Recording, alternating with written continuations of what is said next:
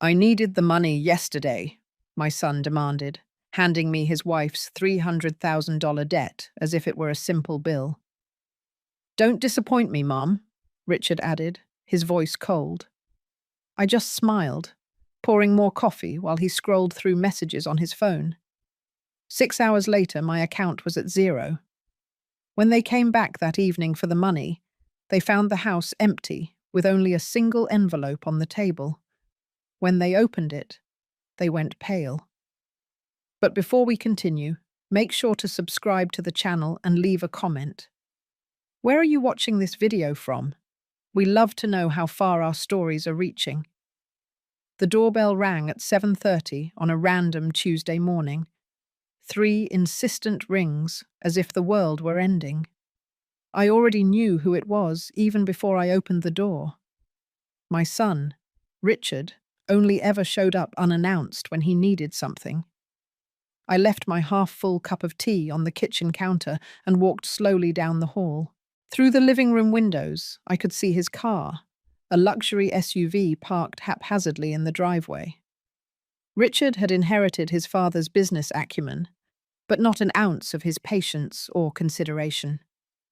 When I opened the door, he was already on his phone, a brown paper envelope in his other hand.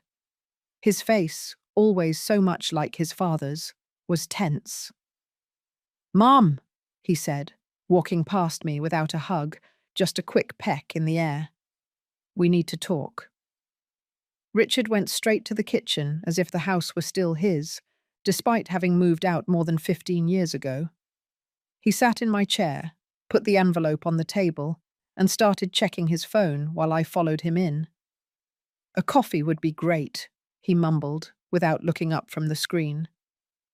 I made the coffee mechanically. 10 years a widow, and I still served the men in my life as if it were my only function. As I placed the mug in front of him, I noticed how tense his hands looked, his knuckles white as he typed. "Is Fernanda okay? And the kids?" I asked, referring to my daughter-in-law and the grandchildren I almost never saw. "They're fine," Richard responded vaguely. He finally put his phone away and took a sip of coffee. "I'll get right to the point, Mum. I have a problem." I sat on the other side of the table. On the wall clock, the minutes ticked by slowly. "Fernanda got herself into a complicated situation," he continued, pushing the envelope towards me. "She made some investments that didn't work out." I opened the envelope carefully. Inside were bank statements, collection notices, and a loan agreement with a number highlighted in red, $300,000. My heart raced. It was almost all of my retirement money, plus what was left from the sale of the apartment in downtown Philadelphia after Edward passed away. "Richard," I began, my throat feeling dry. "This is practically everything I have." He took another sip of coffee, his cold eyes finally looking at me. "Mom, it's not like you need this money. You live alone in this house that's already paid for. Your expenses are minimal. And for God's sake, you're 68 years old. What are you saving it for?" His words hit me like a slap. The house was the only valuable asset I had left, and even it was in his name. It was a decision Edward made years ago to avoid any inheritance issues. "It's not that simple," I argued. "I have my medications, my doctor's appointments."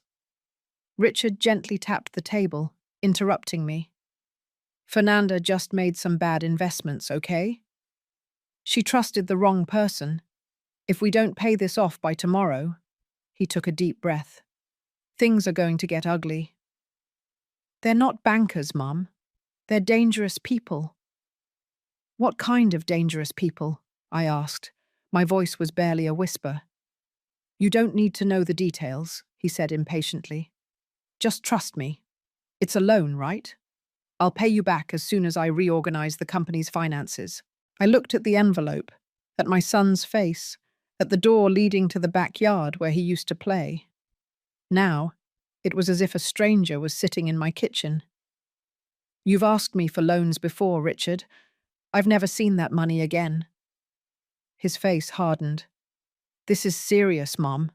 This isn't the time for drama. He stood up, pacing the kitchen like a caged animal. I'm your only son, your family. You always said you would do anything for me. There was the manipulation I knew so well, the same one Edward used, the one I had allowed my entire life. I need to think, I said in a low voice. There's no time to think. Richard raised his voice. I need that money in my account before the end of the day. Tomorrow is too late. He stopped behind my chair, placing his hands on my shoulders. I felt their weight like chains. Mum, he said, his voice softening. You know I wouldn't ask you if it wasn't important. It's for Fernanda's safety, for our family. Family, the word that always worked on me, like a magic spell that made me bend, give in, sacrifice. Okay, I finally replied. I'll transfer it to you. The relief on Richard's face was almost palpable. He smiled for the first time since he arrived.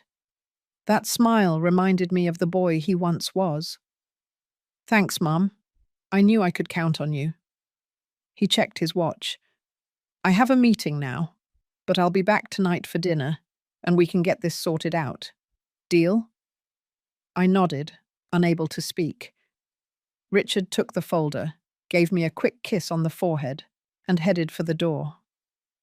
Don't disappoint me, Mum, he added before leaving, as if I were the daughter and he were the father. The door slammed shut, and I was left alone in the kitchen with his half-empty coffee cup and the certainty that I had just made a terrible mistake. Through the window, I watched his car speed away, kicking up gravel from the yard I had so lovingly cared for. It was then that an idea began to form in my mind, an idea the old Eleanor would never have considered. I picked up the phone and dialed a number I hadn't used in a long time. Marissa? It's Eleanor. I need your help. My friend arrived in less than half an hour. Marissa and I had met in college almost 50 years ago. She went on to become a lawyer while I dropped out to marry Edward. She never approved of my choices, but she always stayed close, patiently waiting for me to open my eyes. 300,000?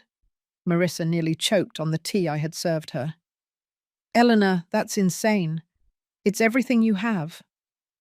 I shook my head, feeling the weight of reality. It's not the first time, Marissa. Last year it was 100,000 for a business expansion. Before that, 50,000 to resolve a problem with suppliers. I've never seen that money again. Marissa set her mug down on the table with a clatter. And why do you keep giving it to him? Eleanor, you've always been so smart. How can you not see what's happening? The question hit me like a punch. Why did I keep doing it? Was it for love? For fear? Out of habit? He's my son, I replied, the same automatic answer as always. And you're his mother, not his bank, Marissa countered. Edward manipulated you for 30 years, and now Richard is following in his footsteps. When is this going to stop? I looked out the window at the garden I had cultivated on my own after Edward's death. The roses were finally blooming, after years of trying to grow in soil that wasn't right for them. Like me, they had persisted against all odds. Today, I replied, surprising even myself. It stops today. Marissa stared at me, confused. What do you mean? I took a deep breath, feeling something inside me break and then mend itself. I want you to help me transfer all my money to an account Richard doesn't know about, and I want you to help me get out of this house before he gets back. Marissa's eyes widened, then a slow smile spread across her face. Eleanor Miller, I've waited almost 50 years to hear you say something like that. She pulled her phone out of her purse. I have a summer apartment in Miami that's empty. The keys are at my office. How long do we have before he gets back? He said he was coming back for dinner, So, about 10 hours. Marissa checked her watch. That's enough time. We'll go to the bank first. Then we'll stop by the lawyer's office so you can give me power of attorney in case you need legal representation. After that, we'll pack your bags and we're out of here.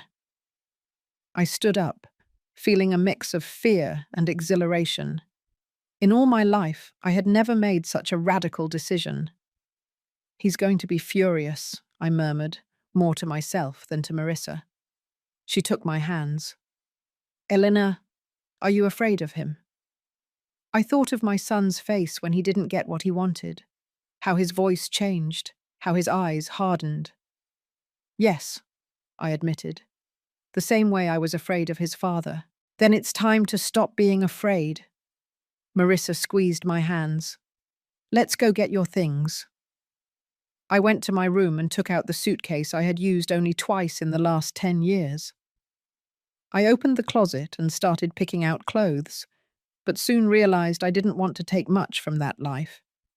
Just the essentials, a few outfits, my medications, important documents, and the few pieces of jewelry that had sentimental value.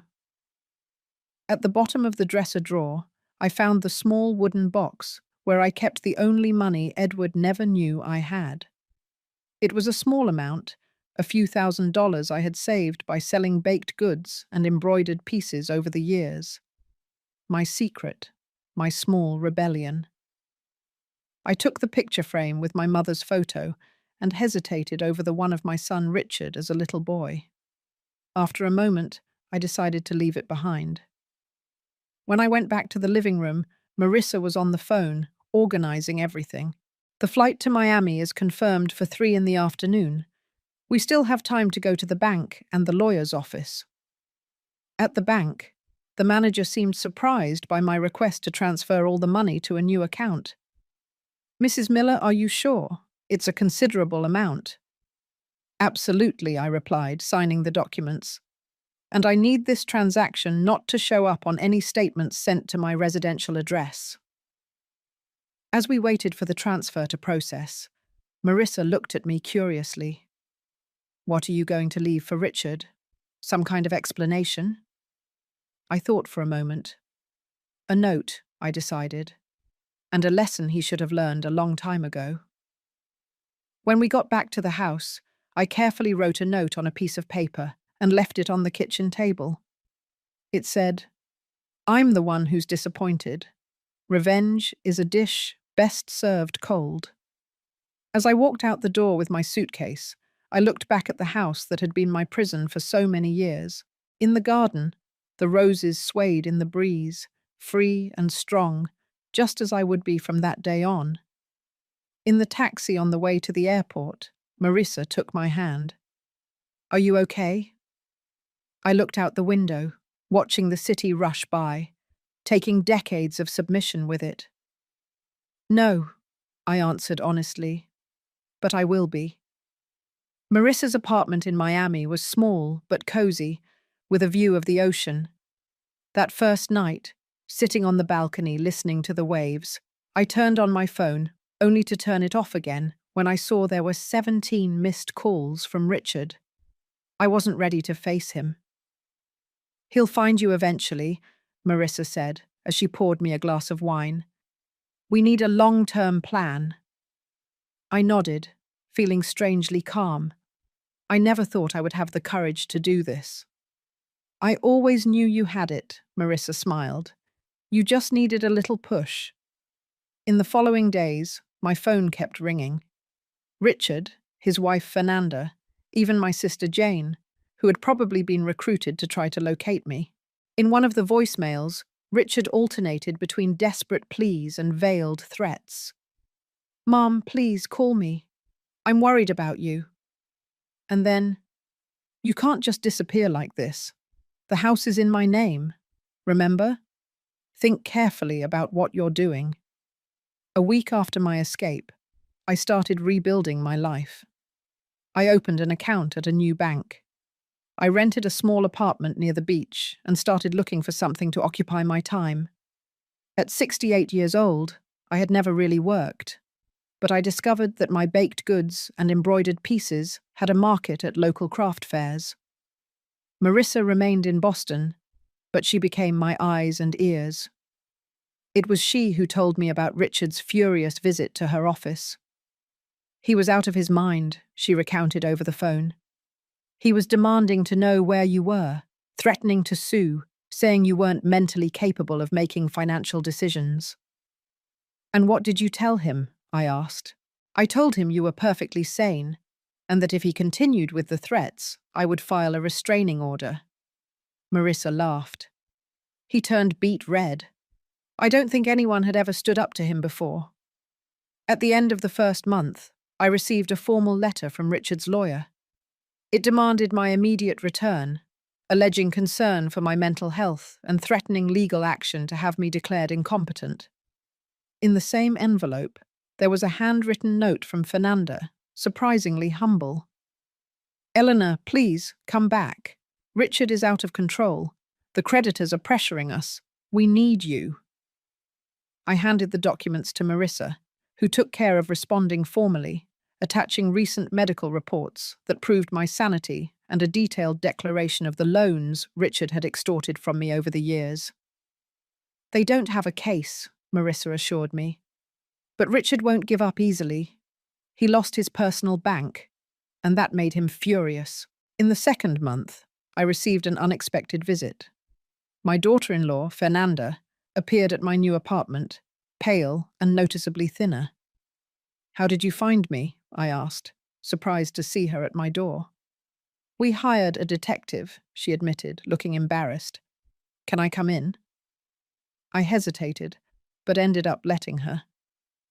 Fernanda looked around my small apartment with curiosity. "It's cozy," she commented, clearly surprised to see me living in such a modest space after the sprawling house I had left behind. "It's mine," I replied simply. "Is it?" We sat on the small balcony, the ocean visible in the distance. Fernanda held her cup with trembling hands.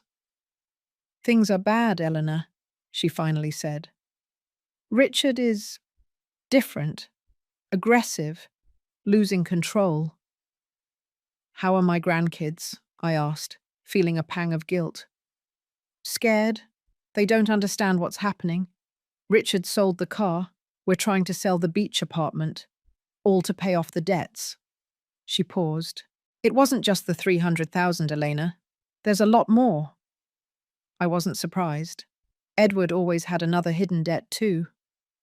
"So you didn't come here to convince me to go back," I stated. "You came to ask for more money." Fernanda looked down. "It's more complicated than that. The men we owe aren't patient.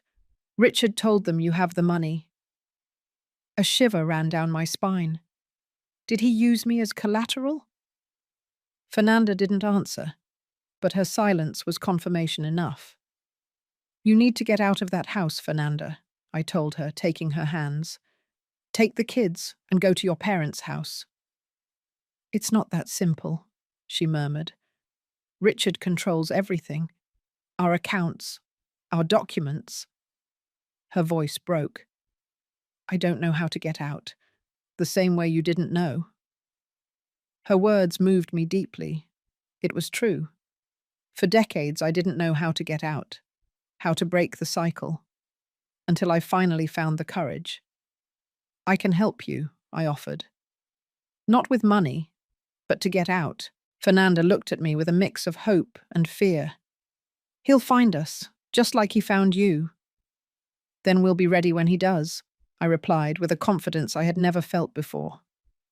"But first, we need to get you and the kids out of that house." After Fernanda left, with a plan laid out and my new phone number carefully hidden in her boot, I sat on the balcony, watching the sunset. The orange horizon seemed to be a symbol of my own transformation. From darkness to light, my phone rang. It was Marissa. "Fernanda found you, didn't she?" she asked bluntly. "How did you know?" "Richard showed up at my office again, this time with one of his creditors. A scary guy, with scars on his face. They made veiled threats, wanting to know where you were. My stomach sank. What did you tell them? I said that if they laid a finger on you, me, or anyone related to this case, I would make sure they spent the rest of their lives behind bars. Marissa paused. Eleanor, this is getting dangerous. Richard is desperate. I know, I replied, watching the last ray of sun disappear over the horizon.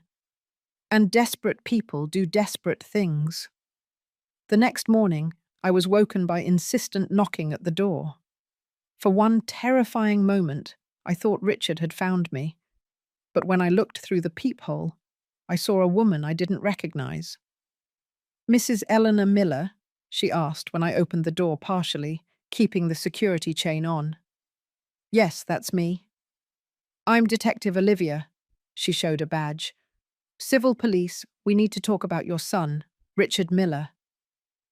My heart raced. Did something happen to him? The detective's expression remained neutral. Can I come in? I let her in and offered her coffee, which she accepted. As I prepared the mugs in the small kitchen, I tried to steady my trembling hands. Mrs. Miller, the detective began, sitting on the sofa. Your son is being investigated for financial fraud, document forgery, and possible involvement with loan sharks. We'd like to know if you had any knowledge of these activities. I felt like the floor had disappeared beneath my feet. A part of me had always known that Richard wasn't honest in his business dealings, just as his father hadn't been.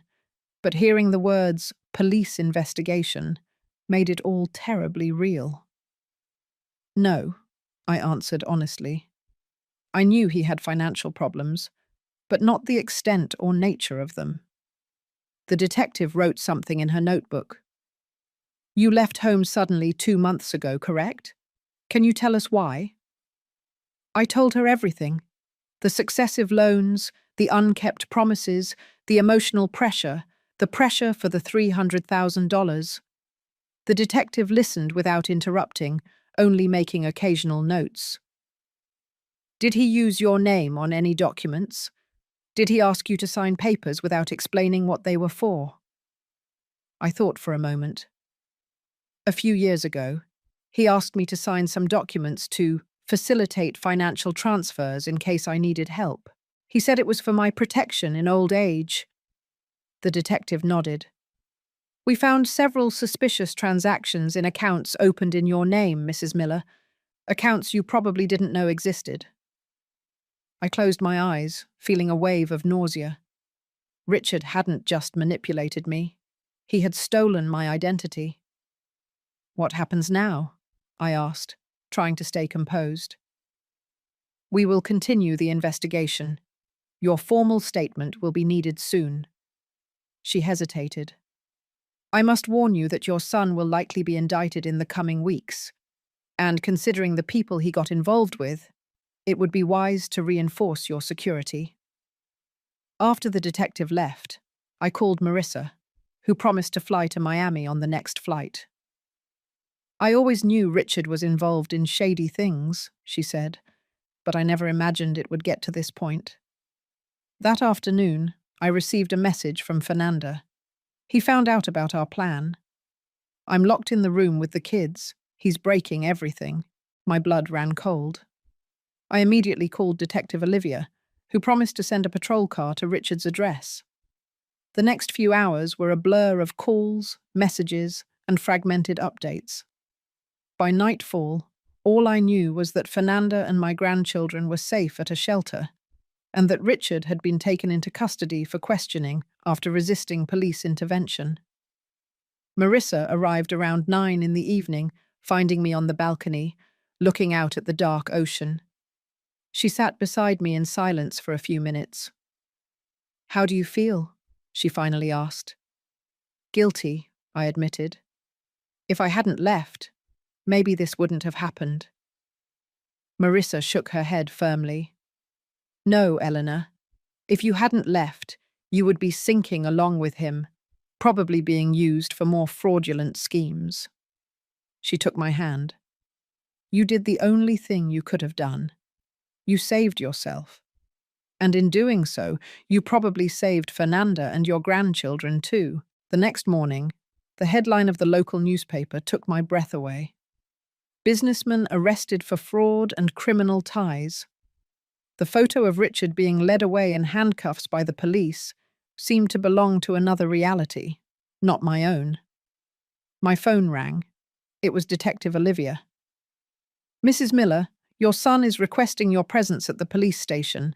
He insists on only speaking to you." I looked at Marissa, who had already read the news and was watching me with concern. "You don't have to go," she said, "after everything he's done." "Yes, I do," I interrupted, surprising myself. "I need to look him in the eye and end this once and for all." The police station was a cold and impersonal place, with fluorescent lights that highlighted every wrinkle on my tired face. Richard was brought into a visiting room, handcuffed and wearing a grey uniform that made him look smaller, older. When he saw me, his eyes, so much like his father's, filled with tears. "Mom," he said, his voice cracking. "You came." I sat across from him, keeping my distance. "You wanted to see me. I'm here." Richard looked like a cornered animal, glancing around as if searching for an escape. "You don't understand the situation I'm in," he began, leaning forward. "These people don't play around. If I don't pay what I owe—" "No," I interrupted, my voice surprisingly firm. "You don't understand the situation you're in. I'm not here to give you money, Richard. That time is over." His face changed, the vulnerability giving way to rage. "You abandoned me when I needed you most, your own family. Is that what you're going to tell your grandkids? That you let their father rot in jail?" I took a deep breath, refusing to be manipulated again. "I'll tell them that their father made bad decisions, just like their grandfather, and that I finally made a good one." Richard slammed his handcuffed hands on the table. "The house is in my name. You have nothing." "I have myself," I replied, standing up. "Something I almost completely lost because of men like you and your father." I walked to the door, then stopped and turned. "Fernanda and the kids are safe. They'll have a chance to start over, away from you." I paused. "And so will I." As I walked out of the police station, I felt as if an enormous weight had been lifted from my shoulders. The Miami sun was shining brightly, almost blinding, after the artificial light of the station. Marissa was waiting for me in the car. "How did it go?" she asked, concerned. I took one last look at the grey building where I had left my son and decades of submission. "Liberating," I replied. And for the first time in a long time, I smiled a genuine smile. 6 months had passed since my escape and Richard's arrest. Winter had come to Miami, bringing strong winds and a rough sea. My small apartment now truly felt like a home, with my plants on the balcony and the colourful embroidered pieces I sold at the local fair adorning the walls. Fernanda and my grandchildren, 8-year-old Ethan and 6-year-old Mariana, had moved to a town in the middle of Idaho near her family. We spoke weekly on video calls, a technology I learned to master with Marissa's help. The kids were adapting well to their new life, though they still asked about their father occasionally. "Grandma, when can we visit you?" Ethan asked during our last conversation. "During summer vacation, I promise. We'll build sandcastles and look for shells on the beach." Fernanda's image appeared on the screen, smiling shyly. She looked healthier now, with fuller cheeks and a calmer gaze. "Are you really inviting us, Eleanor?" "Of course. My apartment is small, but we'll all fit. It'll be nice to have the sound of kids' laughter around here." After the call, I sat on the balcony watching the angry waves crash on the beach. Richard's trial was scheduled for the next month. The accusations were serious: fraud, forgery, use of fake documents, association with a criminal organization. Marissa estimated a sentence of at least 10 years. I had agreed to testify not for revenge, but for justice, for myself, for Fernanda, and for everyone else Richard had deceived over the years. The phone rang, pulling me from my thoughts. It was a number I didn't recognize. Elena Miller. A male voice, unfamiliar. Yes? Who is this? This is David Rodriguez, your son's lawyer. I felt a tightness in my chest. In the last few months, Richard had changed lawyers several times, each one promising legal miracles that never materialized. What can I do for you? Richard would like to propose a deal. He has information on bigger operations that might interest the district attorney in exchange for a reduced sentence, but he needs your help. I took a deep breath, already imagining where this was going. What kind of help? Financial, of course, to cover the fees of a specialized legal team, $200,000. I almost laughed. The audacity was incredible. Mr. Rodriguez, I no longer have that amount, and even if I did, I wouldn't use it that way. Mrs. Eleanor, his tone hardened. Your son is facing more than 10 years in prison. As a mother, I interrupted. I did what I could for decades. Now Richard needs to face the consequences of his own actions. There was a prolonged silence on the other end of the line. He said you would answer like that. He asked me to tell you that he still has copies of documents you signed, documents that could implicate you in some of his schemes. My stomach knotted, but I kept my voice firm. Tell my son that blackmail is another crime to add to his list, and that I'm willing to face any accusation if it means finally breaking this cycle. I hung up the phone with trembling hands. I immediately called Marissa and told her about the conversation.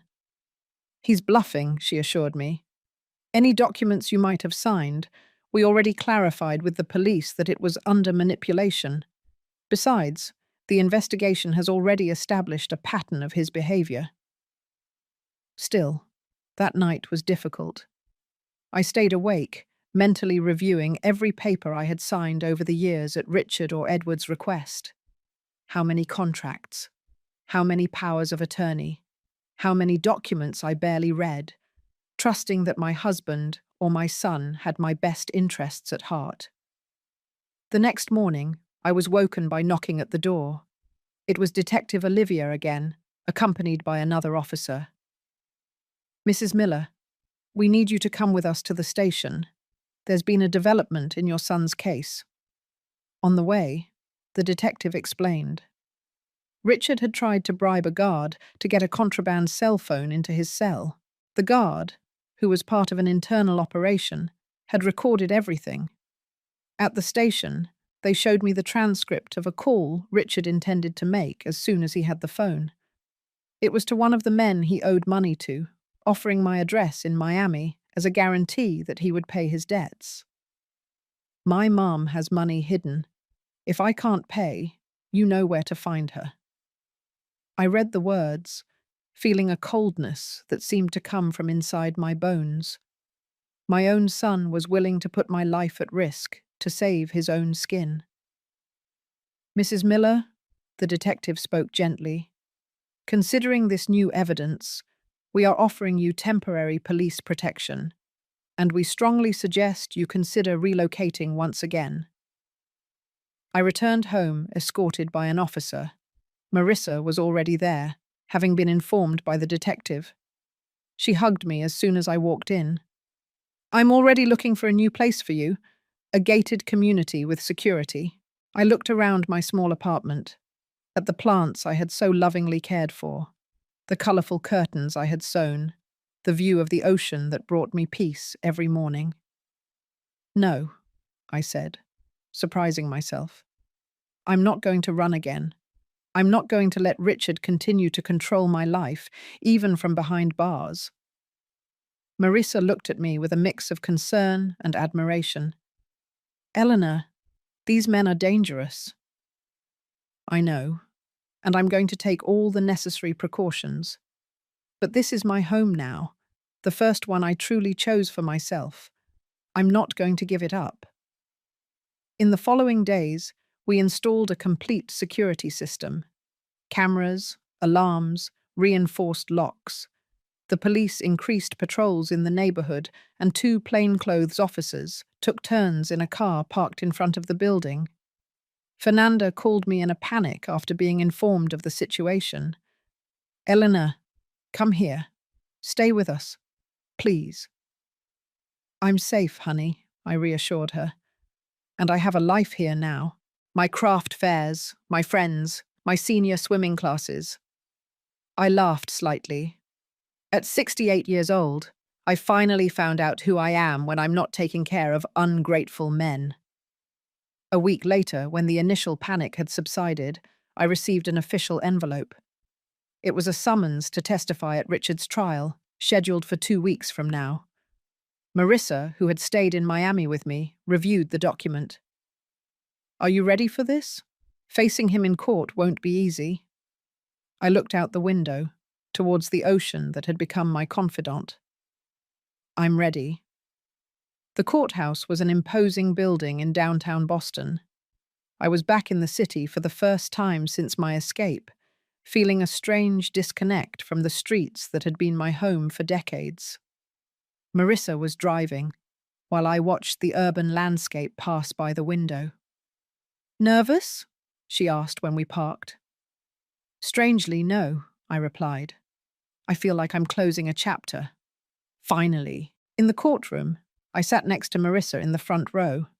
The prosecutor, a middle-aged woman with shrewd eyes, came to greet us before the session began. "Mrs. Miller, your testimony will be crucial today. Richard is trying to present himself as a victim of circumstances, manipulated by more powerful associates." "He was always good at presenting himself as a victim," I commented. The side door opened and Richard entered, escorted by 2 guards. He was thinner, his face marked by deep, dark circles. Our eyes met for a moment, his pleading, mine firm. The judge entered, and everyone stood up. The trial began with procedural formalities, followed by the testimony of forensic experts, who detailed the complexity of Richard's financial schemes. When my name was finally called, I walked to the witness stand with slow but determined steps. After the oath, the prosecutor began. "Sure. Miller, can you tell us about your relationship with the defendant, your son?" I looked directly at Richard as I spoke. "I raised him alone after my husband's death, 10 years ago. Before that, we lived as a seemingly normal family, only seemingly." "What do you mean?" "My husband, Edward, Richard's father, was also manipulative and financially controlling. Richard learned from the best." The prosecutor nodded. "Can you detail how your son manipulated you financially?" I told them everything: the successive loans, the unkept promises, the emotional pressure, the veiled blackmail. In the last episode, he demanded $300,000, practically all my savings, to supposedly pay off his wife's debt. When I realized I would never see that money again, just like I hadn't seen the previous amounts, I decided to leave. "What made you make that decision after so many years of giving in to his demands?"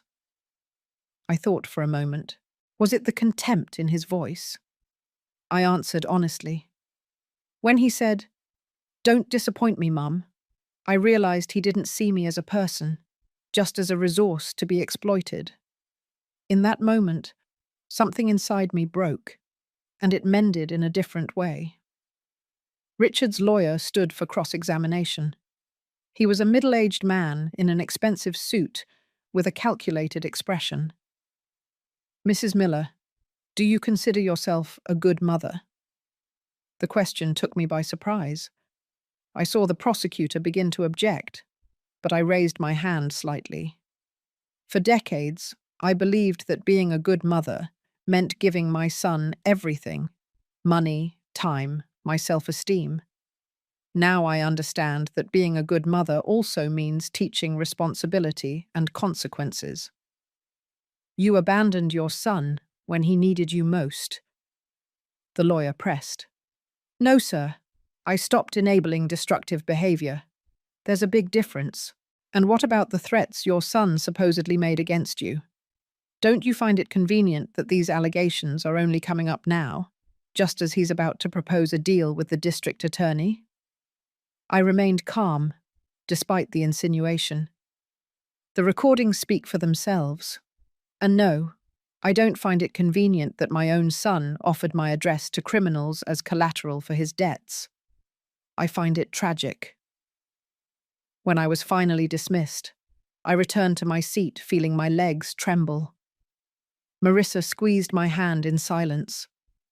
The trial continued with other testimonies, Richard's employees, harmed clients, even Fernanda, who described years of lies and manipulation. Throughout it all, I watched Richard become more and more agitated, whispering furiously with his lawyer. At the end of the day, when the judge announced a recess until the next morning, Richard looked at me one last time before being led away. There was no longer a plea in his eyes, just a cold hatred that made me shudder. Back at the hotel, that night, I couldn't sleep. Richard's expression haunted me. It was the same expression Edward used to have when he didn't get what he wanted, a mix of rage and calculation, as if he were planning his next move. In the morning, we returned to the courthouse to hear the closing arguments. The prosecutor presented a solid case, detailing years of fraud and manipulation. Richard's lawyer tried to paint him as a struggling businessman who made mistakes, but not intentional crimes. When the judge retired to deliberate, Marissa and I went to a nearby cafe for coffee. I was distractedly stirring my coffee when I noticed a man sitting a few tables away, watching us. When our eyes met, he quickly looked away. "Marissa," I whispered, "is that man watching us?" She glanced discreetly. "He must be a reporter. The case has gotten some local media attention, but something about the man's posture, the way he avoided eye contact while clearly monitoring us, alarmed me." "Let's go back to the courthouse," I suggested. As we left, I noticed the man also getting up. On the way back, he kept his distance, but continued to follow us. At the courthouse, I mentioned the incident to one of the police officers, who promised to keep an eye out. The session resumed with the judge returning to announce his decision. "In the case of the state versus Richard Edward Miller, this court finds you guilty of all charges." A wave of relief washed over me, immediately followed by a deep sadness. My son, the boy I once cradled in my arms, was now officially a convicted criminal. The judge continued, detailing the sentence. 12 years in prison, with the possibility of parole after 4 years, in addition to fines and restitution to the victims. Richard remained impassive during the sentencing. When the guards approached to lead him away, he turned in my direction. "This isn't over," he said, just loud enough for me to hear. "You're going to regret this." As we left the courthouse, I again noticed the same man watching from a distance. This time, I pointed him out directly to the officer accompanying us. The man noticed and quickly disappeared into the crowd. "We need to go back to Miami today," I told Marissa as we walked to the car. "I don't feel safe here." In the week following the trial, I tried to get back to my routine in Miami. Police protection had been reduced to periodic patrols, as Richard's threats seemed less viable now that he was convicted and under constant surveillance. One afternoon, as I was returning from the fair where I sold my embroidered pieces, I noticed an unfamiliar car parked near my building. Something about the vehicle put me on high alert. Maybe it was the fact that the windows were too dark, or that it was strategically positioned to have a view of the building's entrance. Instead of going into the building, I walked right past it and called Detective Olivia. "It might be nothing," she admitted, But it doesn't hurt to check. Stay in a public place while we send someone. I went into a nearby cafe and waited, watching through the window. 20 minutes later, a patrol car approached the suspicious vehicle. Two men quickly got out and tried to walk away, but they were intercepted by the police. My phone rang. It was the detective. Mrs. Miller, we caught two individuals with criminal records. They had unregistered weapons and your address written down on a piece of paper. A shiver ran down my spine. Richard's associates? Probably. We're interrogating them now. Do you have a safe place you can stay for a few days? I called Marissa immediately. Her response was quick and decisive. I'll come get you in an hour. We'll go to my beach house in Naples. Nobody knows about it. I returned to my apartment, escorted by police to pack some essential belongings. As I hurriedly packed a suitcase, I looked around at the home I had so lovingly built. Once again, I needed to run. Or maybe not. A thought began to form in my mind. An idea that would have seemed absurd to the old Eleanor, but that now made perfect sense. When Marissa arrived, I explained my plan to her. It's risky, she warned. Living in fear is riskier, I replied, and I'm tired of hiding. The next day, instead of hiding out in Naples, I went back to my apartment, this time with a clear objective. With the help of Detective Olivia and her team, we set a trap. The two arrested men had been persuaded to cooperate in exchange for reduced sentences. They revealed that Richard, using another inmate's phone during visiting hours, had hired a third person to give me a scare, a euphemism for something much more sinister. He doesn't care if you get really hurt, the detective explained. He just wants you to know that he still has power, even from inside prison. The plan was simple. I would maintain my normal routine, pretending not to know anything, while plainclothes officers monitored my every move. When Richard's guy showed up, he would be arrested in the act. For 3 days, I lived in a state of constant alert. Every noise made me jump. Every stranger on the street seemed like a threat. On the morning of the 4th day, while I was watering the plants on the balcony, I noticed a man leaning against a pole on the other side of the street, watching me directly.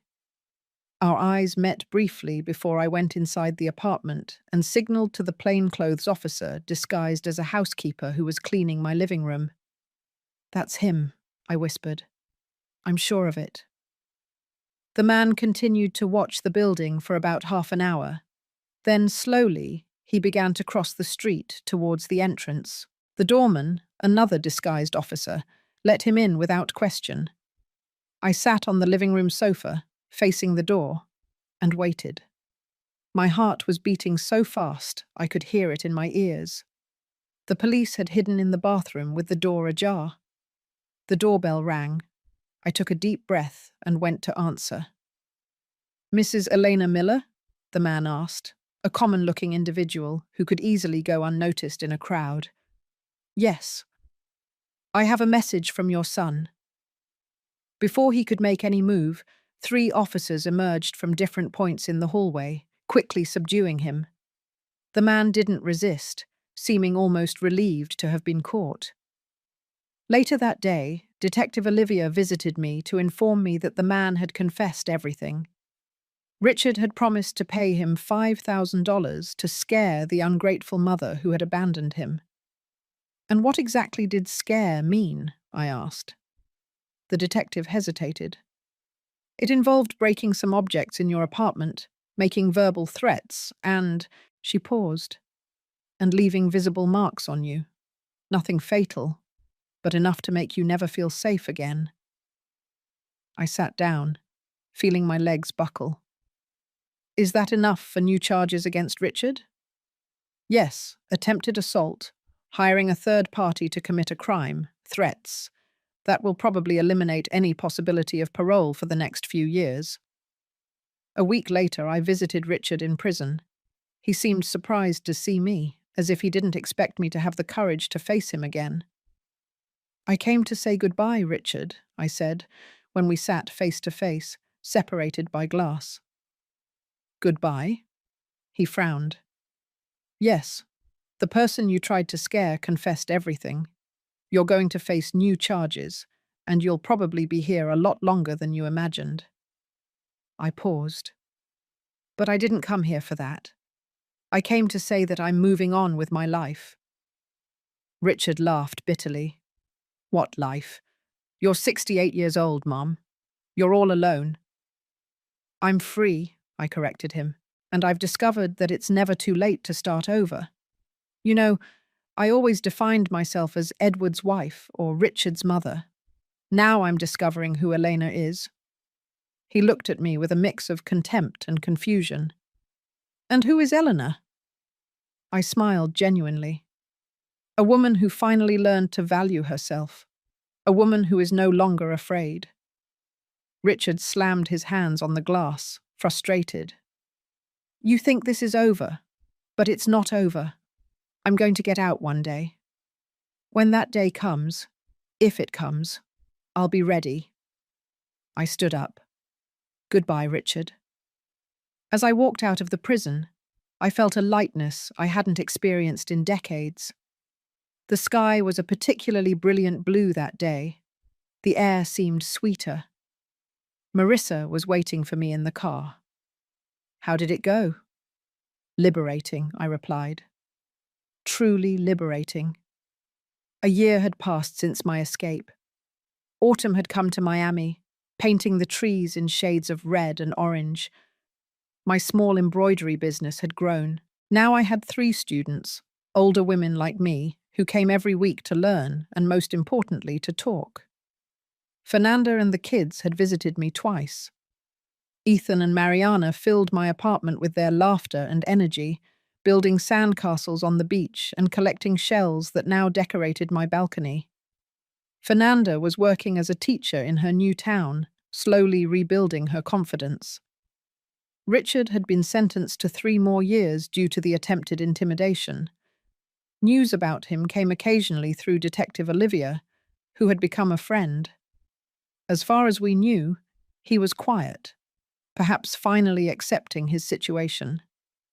One Saturday afternoon, as I was returning from the craft fair, I found a woman waiting at the entrance to my building.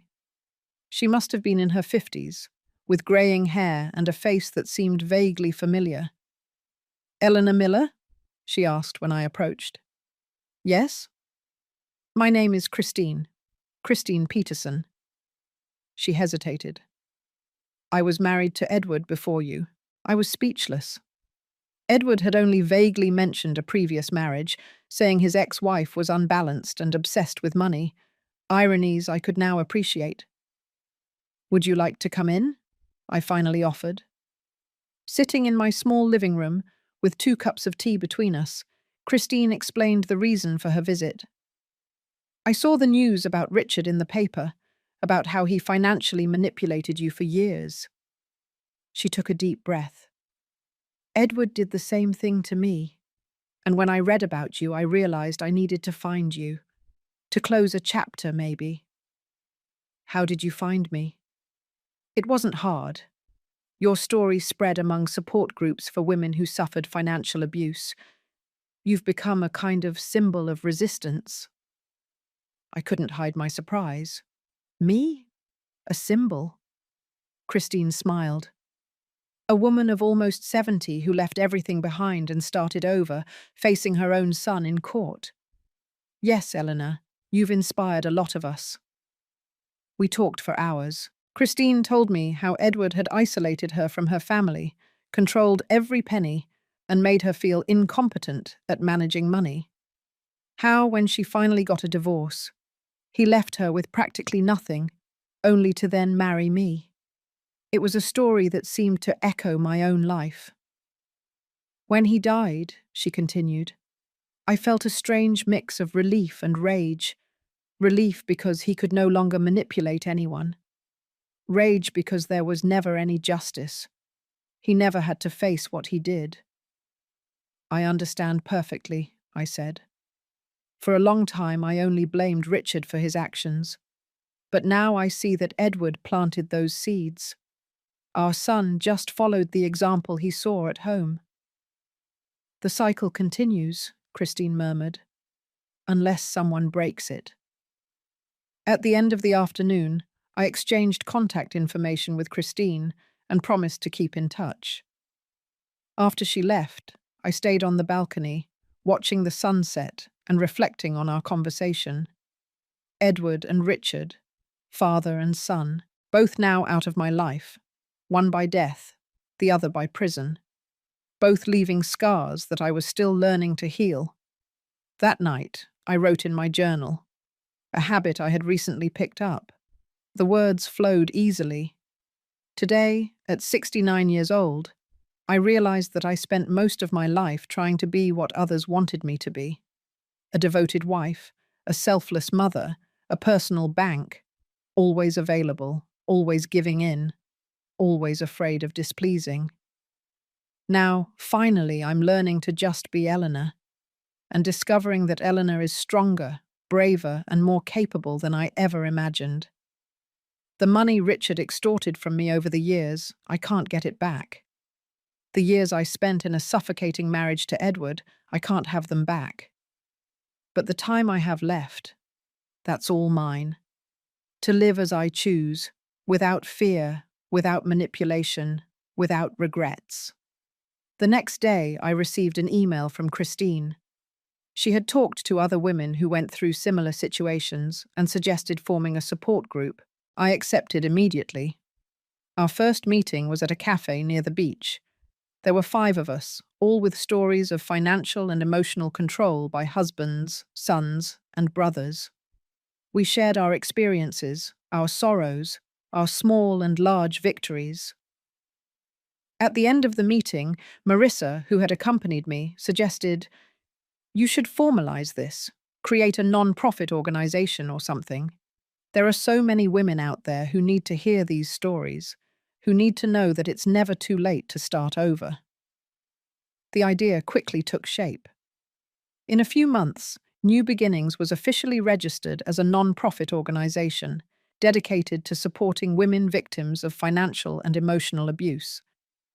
Using my embroidery skills, I created our symbol, a colorful phoenix rising from the ashes. Our first public conference attracted more than 50 women. I was nervous as I walked onto the small makeshift stage, but when I started to speak, my voice grew stronger. My name is Elena Miller. I'm 69 years old. For almost 7 decades, I allowed others to control my life and my money. First my husband, then my son. Until one day when my son demanded $300,000, almost everything I had, something inside me broke and mended itself. I looked at the attentive faces in the audience. It is never too late to say no. It is never too late to start over. And it is never, ever too late to find out who you really are when you're not living for someone else's approval. The applause was deafening. 2 years after my escape, I received an unexpected letter. It was from Richard, written in handwriting that seemed more contained, less impulsive than I remembered. "Mum, it's strange to write that word now. I think I've lost the right to use it. I'm writing not to ask for forgiveness. I know I don't deserve it, but to say that I'm doing therapy here in prison. The therapist made me see patterns I couldn't see before. How I repeated with you exactly what Dad did. How I learned to see people as resources, not as people. I'm not apologizing. I'm just acknowledging the truth. And the truth is that you were right to let me face the consequences of my actions. I know you'll probably throw this letter away, and I don't blame you. I just wanted you to know that, despite everything, I'm proud of who you've become. I saw your picture in the newspaper, speaking to those women. You looked different, stronger. Richard." I read the letter several times, feeling contradictory emotions. Caution, because I knew Richard's capacity for manipulation well. Sadness for what could have been. and surprisingly, a touch of hope. I didn't answer immediately. Instead, I took the letter to my next therapy session, another healthy habit I had acquired in my new life. "What do you want to do?" my therapist asked after I read her the letter. "I don't know. Part of me wants to believe he's really changing. Another part reminds me how many times I was fooled before. What if both parts are right? What if he's really trying to change, but it's still not safe for you to reconnect?" Those words stayed with me in the following days. Finally, I wrote a brief response. "Richard, I received your letter. I can't say that I trust your words. Trust, once broken, is difficult to regain, but I acknowledge your effort to seek help and reflect on your actions. My life now is focused on helping women who went through what I did. I've found purpose and peace in that work. I sincerely hope you find your way too. If it is a true path of change, maybe we can talk again one day. Not as the mother and son we were, but as two people trying to do better. Elena." I sent the letter without any great expectations. I didn't expect a response, and I didn't receive one for months. And that was okay. My life had taken its own course, independent of Richard or the shadows of the past. Spring came to Miami, transforming the city with vibrant colors. Our organization, New Beginnings, had grown, now with a small office downtown and dedicated volunteers. Twice a week, we offered free financial education workshops, something I myself had to learn from scratch at 68 years old. Fernanda had become a frequent collaborator, sharing her own journey of financial and emotional recovery. My Saturday afternoons were reserved for my grandchildren, who now came to visit me regularly. Ethan, almost 10 years old, loved to fish at the pier near my apartment. Mariana, at 8, had developed an interest in my embroidery. "Grandma," she asked me one afternoon as we worked on a piece together, "are you happy now?" The question took me by surprise. I stopped embroidering and looked at my granddaughter. Her curious eyes, her innocent face. "Yes, honey," I answered sincerely, "happier than I've ever been." "Even without Grandpa and Dad?" I chose my words carefully. "Sometimes, Mariana, we need to move away from the people we love to find ourselves. That doesn't mean we stop loving them. It just means we need to love ourselves too."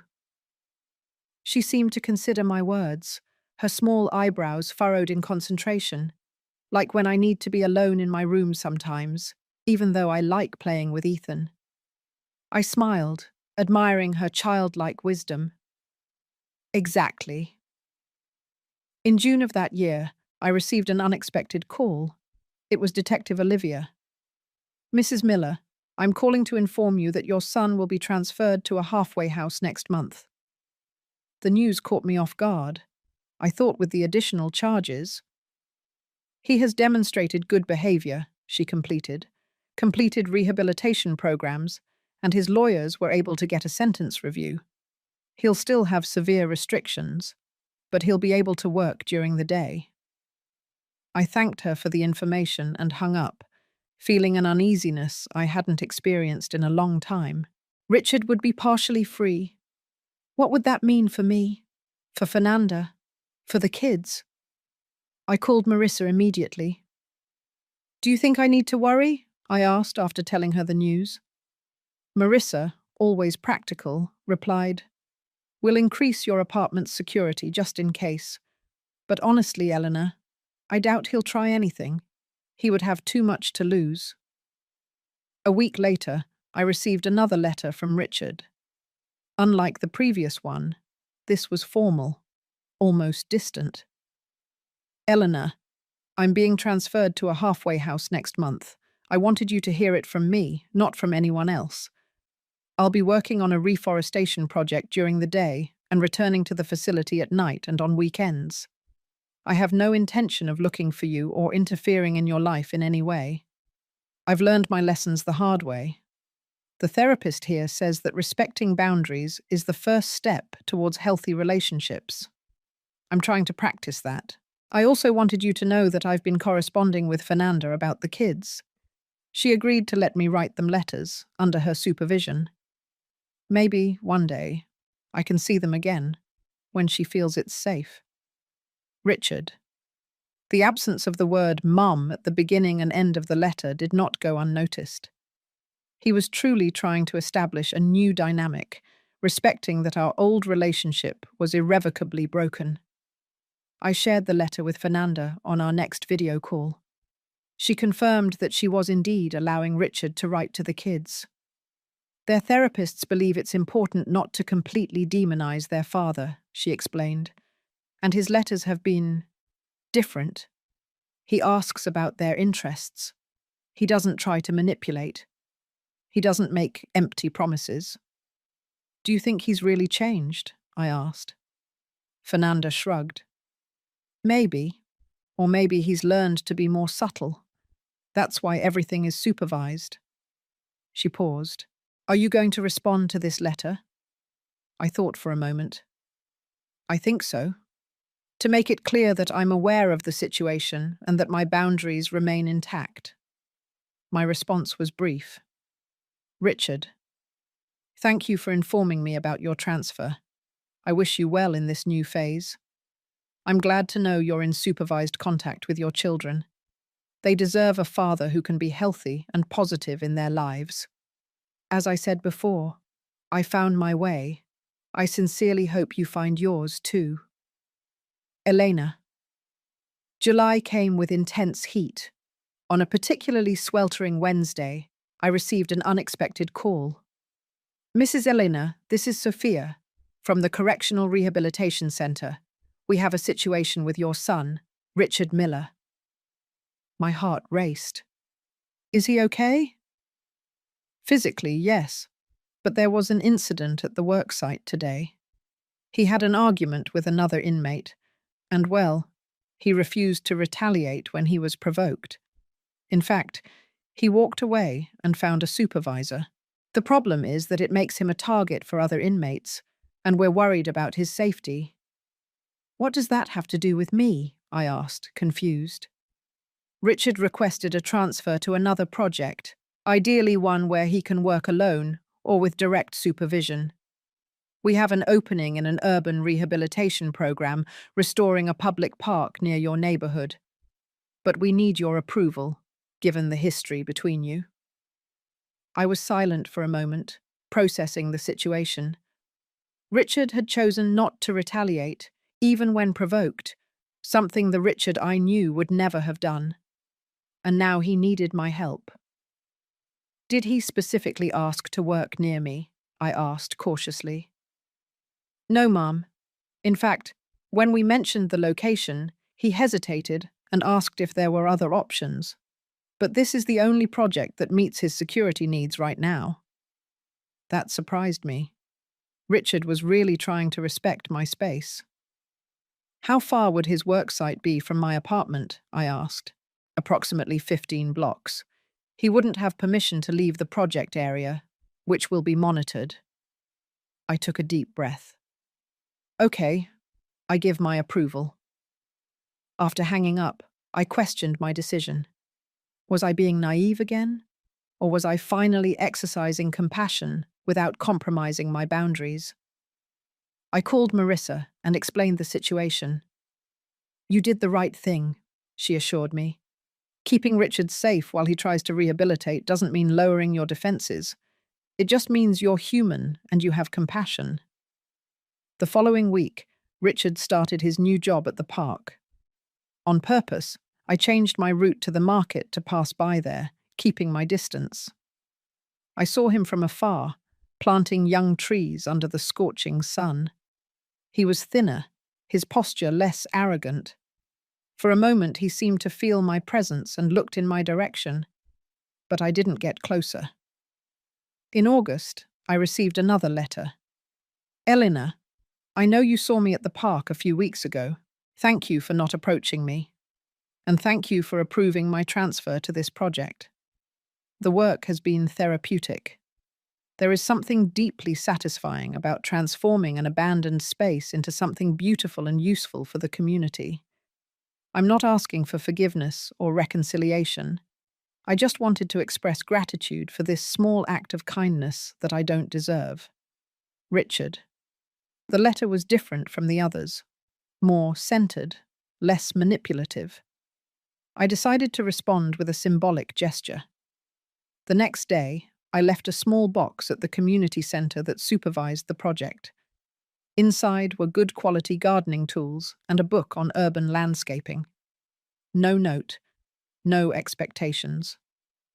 Weeks passed without a response, and that was okay. I had learned that healthy relationships don't require immediate or calculated reciprocity. In September, our organization New Beginnings held a major event, a weekend workshop on financial independence for women. I would be the main speaker, sharing my journey from total dependence to financial autonomy. On the morning of the event, the hall was filled with almost 100 women. I walked onto the stage feeling that familiar mix of nervousness and determination. "Good morning," I began. "My name is Elena Miller. At 70 years old, I'm learning who I am when I'm not being defined by the men in my life." The audience laughed gently, many nodding in recognition. 3 years ago, my son showed up at my door demanding $300,000, almost everything I had. Like so many times before, he was counting on my inability to say no. And as so many of you know, these patterns don't start out of nowhere. They are cultivated over decades. In my case, it started with my husband controlling every penny, every decision, making me believe that I was incapable of managing my own life. As I spoke, I noticed movement at the back of the room. A tall, thin figure had entered discreetly and was standing near the door. My heart raced as I recognized Richard. For a moment, I lost the thread of my speech. The audience sensed my excitement, some turning to see what had distracted me. I took a deep breath and continued. The most difficult and most liberating moment of my life was when I finally said no. When I walked out the door with only a suitcase and the determination to no longer be an extension of someone else's bank account. I spoke for 30 more minutes, aware of Richard's silent presence at the back of the room. He didn't try to get closer, he just listened. When I finished, I received a standing ovation. Women came up to me to share their stories, ask for advice, and offer thanks. Richard stayed where he was, patiently waiting for the crowd to thin out. Finally, when the hall was almost empty, he slowly approached. He seemed uncertain, vulnerable in a way I had never seen before. "Hello," he said simply. "Hello," I replied. "Your speech was both powerful and painful to listen to." He paused. "Thank you for the gardening tools." We were in an awkward silence, two people who were once so close, now practically strangers. "How did you know about the event?" I finally asked. "Fernanda mentioned it in a letter. I asked for special permission to come, just to listen." I nodded, noticing how he was respecting boundaries, asking for permission instead of assuming rights. "Are you okay?" I asked, genuinely curious. "I'm different," he replied after a moment of reflection. "Learning to live with the consequences of my choices, learning to exist without manipulating or controlling." He looked at me directly, that people are not means to an end. We talked for almost an hour. There were no great revelations or dramatic reconciliations, just two adults sharing experiences honestly, perhaps for the first time. When we said goodbye, Richard asked, "Can we do this again sometime?" "Maybe," I replied. "One step at a time." The next morning, as I walked on the beach with Marissa, I reflected on the meeting. "Do you think he's really changed?" my friend asked. "I think he's trying," I answered honestly, "and that's more than Edward ever did." "And what about you? Are you ready to forgive?" I watched the waves breaking on the sand, their eternal rhythm of destruction and renewal. Forgiveness isn't something you give all at once, I finally said. It's a daily practice. I'm learning to forgive, both him and myself, for allowing it for so long. That afternoon, sitting on the balcony of my small apartment, I wrote in my journal, "Today, at 70 years old, I'm learning that life rarely offers perfect endings. There's no guarantee that Richard has truly changed, or that he will continue on this path. There's no certainty that I won't fall back into old patterns in moments of weakness. But maybe life isn't about perfect endings. Maybe it's about starting over, as many times as necessary. About breaking toxic cycles, even when it seems impossible. About believing we can be more than our worst moments or our most painful mistakes." The money Richard demanded that morning 3 years ago was the price of my liberation. A high price, but infinitely less than the cost of remaining trapped in a life that wasn't truly mine. Today, I'm not financially rich. I live modestly. I earn enough selling my embroidered pieces and with my small savings. But I am immensely rich in other ways. In genuine friendships, in purpose, in inner peace, in a courage I didn't know I possessed. And if there's one lesson I'd like to leave for my granddaughters, for all the women I meet through new beginnings, it's this. It's never too late to say no. It's never too late to rediscover who you are when you're not living to please others. It's never too late to start over. At 70 years old, I'm not ending my story. I'm just beginning to write the most authentic chapters. I closed the journal and watched the sunset paint the sky in shades of orange and purple. Tomorrow would be another day of work at the organization, another opportunity to transform my pain into purpose, my experience into guidance for others. The doorbell rang. It was Marissa with a bottle of wine. "To celebrate," she said, walking in. "What are we celebrating?" 3 years since you said no. 3 years of freedom." We smiled and toasted under the sunset sky. "To courage," I proposed. "To Eleanor," Marissa corrected, finally living her own life. Now, if you liked this story, click to subscribe. And tell me in the comments what part blew you away. Oh, and don't forget to become a member to get access to exclusive videos that I don't post here. I'll see you there.